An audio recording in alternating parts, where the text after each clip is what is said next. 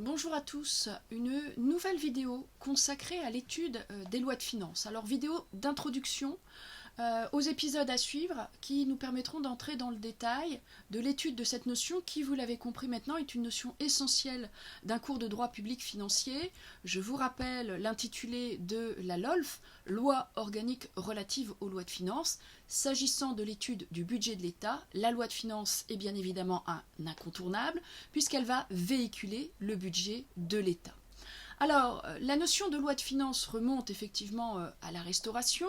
On y voit apparaître déjà un certain nombre de catégories de lois de finances, puisqu'en effet, dans la vidéo à suivre, nous entrerons dans le détail de cette notion générique de loi de finances pour constater qu'il existe 3, voire même 4 catégories de lois de finances, que sont les lois de finances initiales, qui débutent l'exercice budgétaire, les lois de finances rectificatives, qui ont vocation à corriger la loi de finances initiale, et la loi de règlement qui a vocation à clôturer l'exercice budgétaire. Vous comprenez ici d'emblée, sur cette présentation et première approche, qu'on n'est pas tout à fait dans la même logique en fonction de ces 3 notions de loi de finances, puisqu'effectivement, autant en LFI, loi de finances initiale, LFR, loi de finances rectificative, on se présente sur l'avenir, on se projette sur ce que devraient être les dépenses et les recettes de l'État, alors qu'en loi de règlement, l'exercice budgétaire est achevé et finalement on nous fournit la réalité des opérations de dépenses et de recettes qui ont été réalisées au cours de l'année écoulée. Alors ces notions, il va falloir les préciser, les découvrir, les compléter parce qu'effectivement ici vous avez un calendrier qui apparaît sous vos yeux en définitive où l'exercice budgétaire ou l'année civile est ponctué, peut-être ponctué de lois de finances entre la LFI, la LFR et la LR.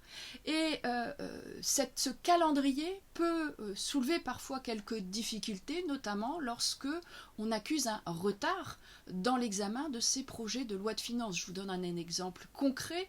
Nous avons vu dans les fondements constitutionnels de la matière une première approche de l'article 47 de la Constitution. Dans cet article 47, on vous indique qu'une loi de finances initiale doit être adoptée dans un délai de 70 jours. Ce délai est prévu, mais comment peut-il être garanti? Qu'est-ce qui nous garantit que la loi de finances de l'année sera bien adoptée avant que ne débute l'exercice budgétaire suivant, c'est-à-dire l'exercice budgétaire auquel cette loi a vocation à s'appliquer? Il faut donc prévoir des règles pour garantir que cette loi de finances sera bien adoptée dans les délais. Et si un retard est à constater, parce que bien évidemment, à l'impossible, nul n'est tenu. Si le gouvernement a tardé à déposer des documents nécessaires à l'examen de ce texte, si les parlementaires eux-mêmes ont passé un temps certain sur l'examen de ce texte et accusent un retard dans le déroulé de la procédure législative, eh bien, sachez-le, l'ordonnance de 1959 et à sa suite la loi organique du 1er août 2001 ont prévu des dispositions, des mesures d'urgence qui permettent de faire face à un éventuel retard. Alors bien évidemment, tout ceci doit être précisé, je vous l'ai dit, vidéo d'introduction ici. Donc vous établirez un lien dans le commentaire de cette vidéo avec les épisodes qui vous sont nécessaires pour approfondir le sujet.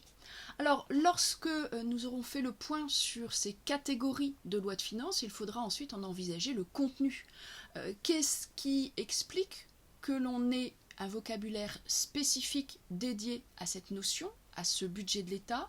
On parle d'une loi de finances, ça peut s'apparenter à une loi ordinaire, mais ça ne l'est pas tout à fait non plus, puisqu'effectivement, une loi de finances ne peut répondre à ce vocabulaire que si elle contient un certain nombre de dispositions. Et c'est ce qui caractérise la loi de finances. La loi de finances dispose d'un contenu qui est prévu par les textes, et qui est même imposé par les textes, c'est-à-dire que sur un certain nombre de dispositions que nous allons étudier, que nous allons visualiser, eh bien nous allons constater que si une de ces dispositions vient à manquer dans le texte, eh bien la loi ne peut pas être considérée comme étant une loi de finances.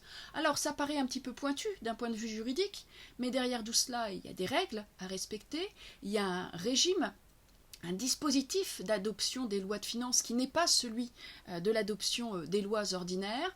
Il y a un cadre spécifique qui a été prévu et qui doit être respecté pour que le débat démocratique, pour que les pouvoirs du Parlement soient respectés en matière budgétaire. Donc tout ceci aura vocation, vous l'avez compris, à être précisé dans le cadre de ces différentes vidéos. Et vous aurez également un épisode dédié à la loi de règlement. Alors la loi de règlement, nous en avons déjà un petit peu parlé sur un épisode précédent, sur une vidéo précédente. L'idée, c'est bien de comprendre la particularité de cette loi de règlement. Je viens de le signaler très brièvement au début de cette vidéo. La logique est totalement différente de celle des LFI et des LFR. On va constater la réalité des dépenses et des recettes de l'État.